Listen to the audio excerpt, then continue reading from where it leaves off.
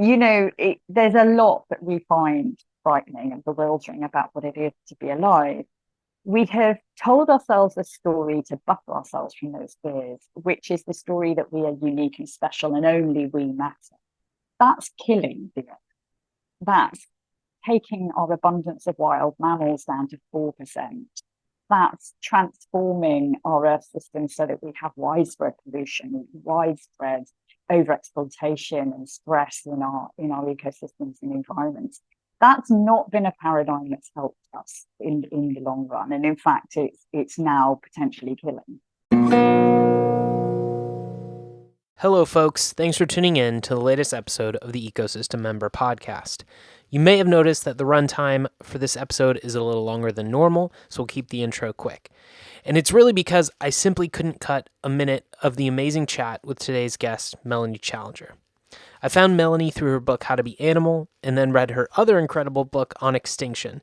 In addition to being an amazing writer, Melanie recently edited a new book called Animal Dignity, and is the vice president of the RSPCA UK. So without further delay, please enjoy this epic episode with writer Melanie Challenger.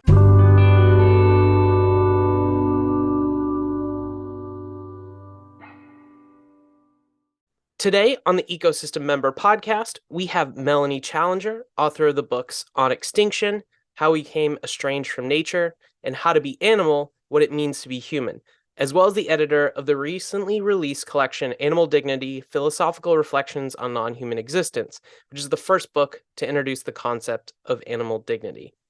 Thanks for taking the time to chat today, Melanie. Oh, it's my pleasure to be here. Thanks for inviting me. I want to start with the opening line from your book, How to Be Animal. You write, "The world is now dominated by an animal that doesn't think it's an animal." In this frame, how do you describe your individual relationship with nature as someone that's exploring these concepts, but then also zooming out a little bit about how that fits within the larger sort of general human relationship with nature? My work is to look at history of ideas, of how we relate to the living world. And I'm also an amateur naturalist, right? So I spend a lot of time in the living world as well. And it was really through those two different perspectives that I became intrigued by the kinds of value framings that determine how we relate to nature, to other beings. And in particular, in How to Be Animal, I began to focus on the idea of human exceptionalism. And this comes in lots of different forms. And so that's what I'm really talking about when I say the world is dominated by an animal that doesn't think it's an animal. What I mean by that is that human exceptionalism, which we can take to mean the idea that humans are exceptional in nature, but they're not just exceptional, which I would agree with. They're not just exceptional, but they're superior, they're better, and therefore that justifies a lot of what we then do in the world, particularly with regard to exploiting nature, exploiting other living beings. In order to really think about that idea, how it manifests through history, different kinds of cultures, different eras, I came to the conclusion that human beings really struggle, partly as a consequence of what is exceptional about us, our particular kind of subjective consciousness. We really struggle with what it is to be animals ourselves. We struggle with what we fear about being animal, and we struggle with our mortality.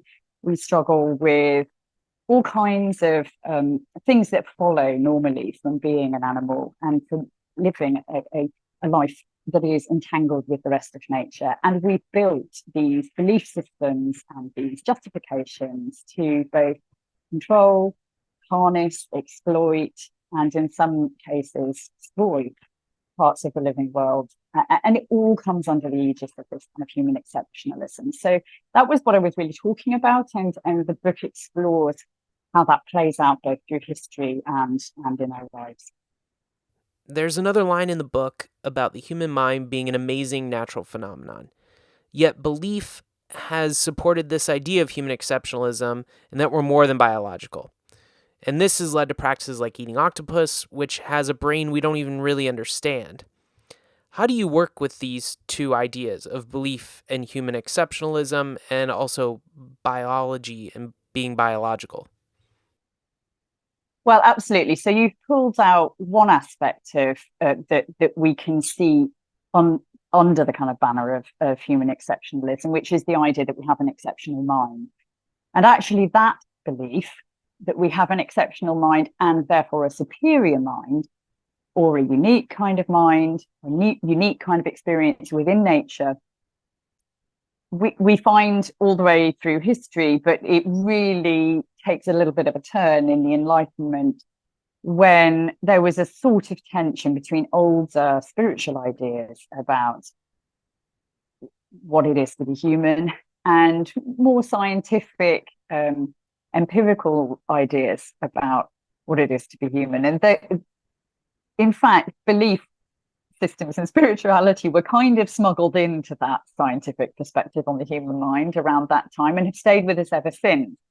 So what we're really talking about here is something that philosophers would call substance dualism. So this is the idea that we're made of two substances: a material substance, so our animal bit that we share with all other animals, the flesh and our blood and so forth, and then a spiritual or a different special essence that is potentially what would survive us afterwards. So, the soul body dualism is a substance dualism, for example, but also post Enlightenment, we have this mind body dualism. So, this idea that we have a very unique kind of mind, will, reason, all of these sorts of ideas that are somehow unique to humans, that's something special about humans that no other animal has, or that no other animal's cognition or perception or sentience matters or can come up to the mark of the human kind of mind and experience. And as you'll see with the prior answer as well, therefore, there's always a therefore here. Therefore, it means that human beings are justified in having a completely unique moral status. So either in some people's belief systems, only human beings have a moral status, and that usually follows from claims about the kind of mind that we have. Or we say that some other animals might be vaguely morally considerable if they have minds a little bit like ours, say, for instance, our closest relative, the chimpanzee. But they don't matter quite as much because they don't measure up. They can't do the kinds of things. They don't write poetry. They don't write symphonies. We'll hear all of these sorts of claims that are made about human beings. That's often, when you really get into the weeds, quite difficult to really justify in an either or way like that with a hard border. There are no hard borders in biology. Biology sort of, conserves things that are good for lots of other kinds of animals. And we find that we'll share all kinds of things, especially with mammals, but broadly, as you said, you mentioned the cephalopods, octopuses who have a decentralized intelligence. So they've got a kind of like a brain in their arms as well as in their head. So they have a decentralized kind of mental processing, which is we can't even begin to grasp, and is particular to their needs. It's very difficult to make very clear value judgments within nature. It won't allow it. You usually need a spiritual belief of some kind to do that. And yet the reality is that all of our legal systems, all of our moral systems around the world are based around that kind of hard border between humans and the rest of nature. Another idea I'd like to explore is one I feel a lot of tension around. Many people will say humans are exceptional because of morals, which comes to us from that space beyond the biological. This leads many to think humans are not just animals, but actually better than animals, despite what they learned in grade school biology.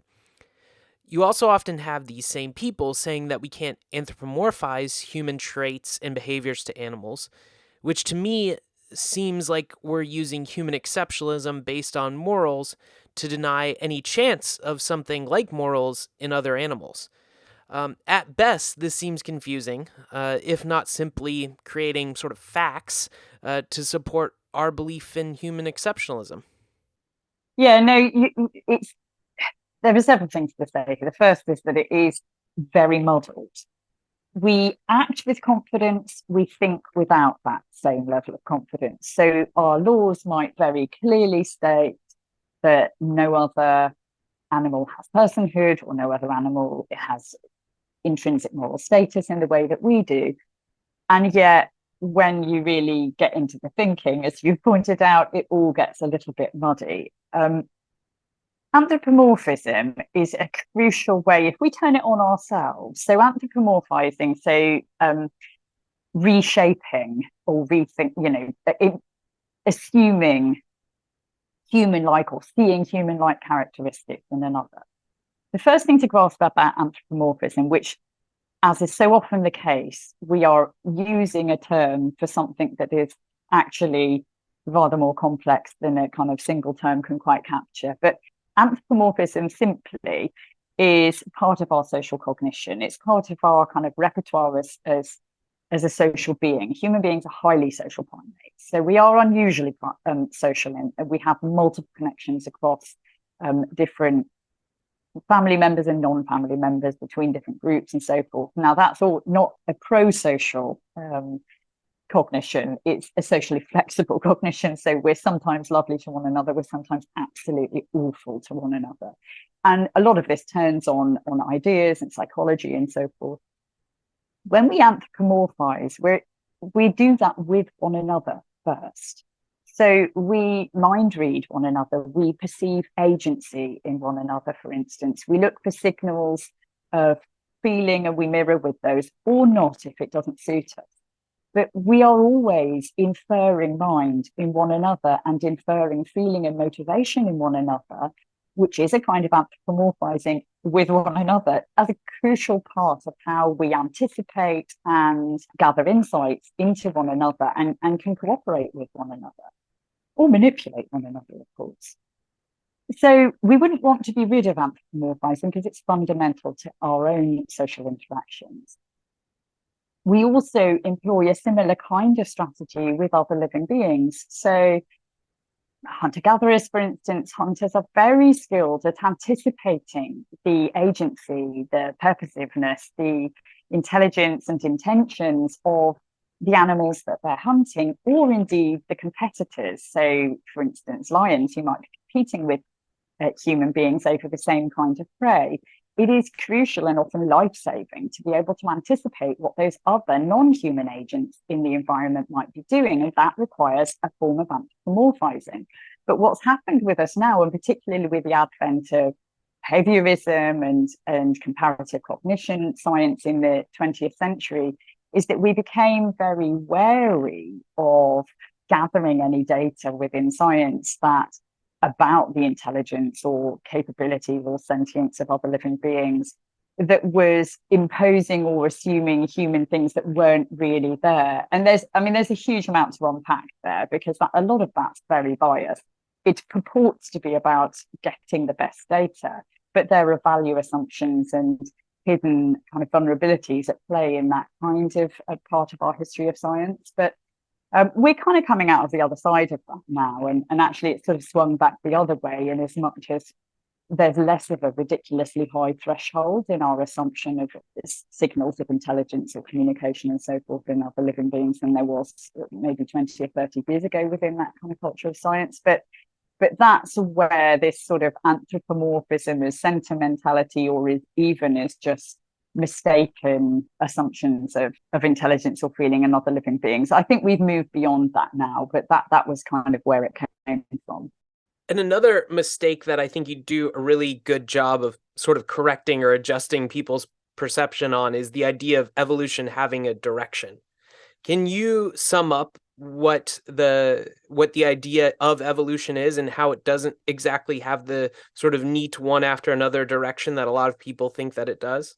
Well, let's think about human beings first. So throughout a lot of human history, going back far enough, people were assumed to have come into the world fully formed. So, and indeed, there are certain people of literal faith who still believe that human beings didn't evolve. They were made as they are, designed and made as they are.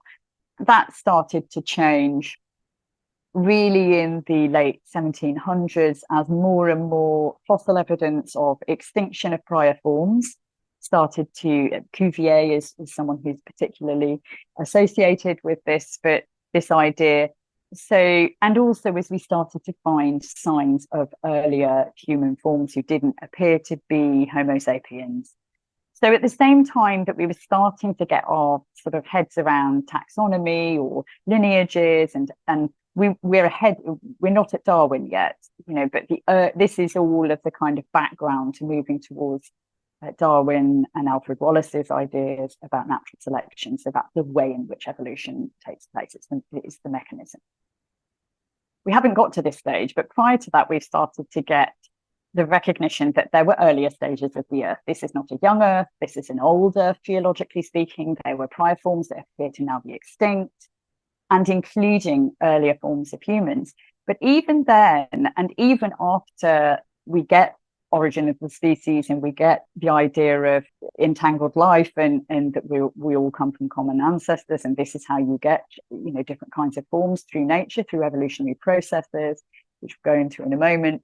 Even before that, you've got this idea that human beings must have evolved in a successional line. So in other words, there was no branching here. It just, each earlier form of human beings evolved into the next form in a nice linear sort of upward march. Of course, in the background of this is an even earlier idea of the Scala Naturae, so the idea of a chain of being, with God at the top, angels underneath, and then human beings. We've got all of this sort of baggage that we inherit in our ideas about the world, and it was always progressive. We're always ascending, with human beings at the top of the biological pyramid. We now know, and only in the last kind of decade or so, we have substantial evidence that human beings were humans among other humans. But until really quite recently in our history, that we human beings were a branch. We had other humans who lived alongside us, and we are therefore alone. And one must ask questions about how that came to be, that all of these different kinds of intelligent living beings, Neanderthals being the most well-known one, but Homo erectus also, and so forth, why it's only Homo sapiens who made it through despite considerable intelligence and capability and culture. Nonetheless, even in human beings, we have a tendency to want to see everything in this kind of progressive way, this progress narrative within evolution. When Darwin published his ideas, it was a real assault on the minds of a whole generation. And I think our generation can forget how cataclysmic it was for many of the people who read and understood those ideas. People found them depressing. They found them incredibly frightening. It knocked their sense of meaning and value to human life. And you can see a scramble in the aftermath to try and regain our position within nature when faced with the fact that we had evolved, through time from much earlier, small mammals and when the dinosaurs were on the earth. That is a frightening idea, and it knocks your sense of superiority. If that's buffering you, that idea that we're somehow special, that can be a very frightening idea to adopt. And I think even in the 21st century, we haven't fully accepted. Many people don't really understand the evolutionary process that well. They accept it, but don't necessarily understand that there are multiple different mechanisms within evolution. Evolution is a population level event, for instance. So it's about the genotype and the phenotype. So the way a biological form appears is determined by how many of those kinds survive at a population level. At the individual level, there's huge amounts of variation, and it's that variation in nature that leads to change in a long enough time scale. Then within that, even further, there's all kinds of details on the molecular level that have never gone into common knowledge, really. So many people don't really understand evolution that well to start with, and we still tend to talk about evolution in a kind of purpose-like way, as though there's some goal in evolution, as though we have hands because they were designed in some kind of way, and that's not really what happens. It's random mutations, it's drift within a population, and then it's the numbers of survivors. There are agentive kind of things happening that the individual organisms do. Sex selection would be an example of that, but generally these things happen quite randomly, and yet we still try to think about evolution as some sort of progress as some sort of agency, because we find it very difficult to let go of those sorts of ideas and to accept that that's not what's really happening. It's much more dynamic, it's much more of a process, and it's not about good or bad in a design sense. It's just about who makes it through to the next generation and what's happening in the environment and how a population of animals are responding, or organisms more widely are responding to one another and to their environment, that result in a change in the evolutionary space and forms. That's what's happening. It's not, nobody's designing better or worse here. And things can go change in one direction. You can, develop limbs, and then you can lose those limbs within a population of animals. So it can go, through lots of different transformations that are not about, getting limbs equals better, that's superior. That's not how it works in evolution. I think a lot of that follows from the fact that people don't really understand it very well and inherit a lot of cultural baggage. And there was one piece you mentioned there about this idea of humans feeling special, and where I'd like to end the conversation on is what I think is one of the most beautiful lines from your book, How to Be Animal. And it's, we and the earth and all of its other life forms are made of the shrapnel of a dead star. When I read that, I thought that's pretty special. It's more of a macro special of, we're not necessarily exceptional, but we still are special. And it's special that like all these things exist in the same place at the same time. So do you think we'll ever be able to sort of embrace this alternative sort of version of special that's founded on this foundational connectedness of our mass scale and coming from this shrapnel of a dead star? Do you think we'll ever be able to embrace that as humans? I think the only way we can do that is, it's always going to be enormously difficult for human beings, unless they're incredibly enlightened, to sit comfortably alongside the things that they fear. And that's a lot of what I look at in How to Be Animal, that there are things that are troubling about being alive. We're mortal. In geological terms, we have relatively short lifespans. We love deep and hard, and it's immensely difficult to face the fact that we will lose those that we love and ourselves. We get diseases. We've just lived through a pandemic. Pandemics are very typical of social living organisms. There's a pandemic happening with birds at the moment. These kinds of things are routine within nature, hence why we have immune systems, of course. There's a lot that we find frightening and bewildering about what it is to be alive. We have told ourselves a story to buffer ourselves from those fears, which is the story that we are unique and special and only we matter. That's killing the earth. That's taking our abundance of wild mammals down to 4%. That's transforming our earth system so that we have widespread pollution, widespread overexploitation and stress in our ecosystems and environments. That's not been a paradigm that's helped us in the long run. And in fact, it's now potentially killing. If we switched into a different kind of idea to buffer us, and I would argue that one which is more generous to the rest of the living world and accepts that, in fact, there is no hard border between us and the rest of the biotic community, that we're all incredible, that could be an idea that would still buffer us, that kind of entanglement and connectedness. Although, as long as you don't ever lose sight of the individual difference and variation, I think it's very important not to think about species as aggregates, in that kind of way. But all species are made up of individuals in one way or another, even if the individual takes a kind of communal form in nature. Nonetheless, I think we have to always meet living beings on their own terms rather than impose our own idea. They're not there to service our kind of egos in psychology. That said, I think if we embrace a more respectful relationship of life itself, including the life that we don't like, including the life that we find frightening, including the strangest, the smallest, the paramecium, the mosquito, and so forth, if we could try and go into that kind of affiliative state, I think that could potentially both buffer us, but also manifest in the world in actions that are less disastrous for the earth systems themselves. And for me, you mentioned the shrapnel. What is extraordinary about life is that we are made of the same matter, or we are chemistry and physics. We are chemistry and physics that have somehow been harnessed with a kind of directionality.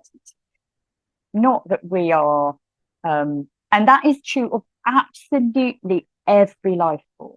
So that's true of the smallest, most invisible single cellular organism through to complex multicellular organisms like human beings, gorillas, elephants, and so on. We have harnessed the same sorts of properties, molecular properties in physics and chemistry that's out there in the stars of the world, and yet somehow we've opened our eyes and can look out and can feel and can determine. That is just absolutely extraordinary. And for me, we need to reawaken our wonder at the living world and what it is to be alive. And that for me is a new paradigm.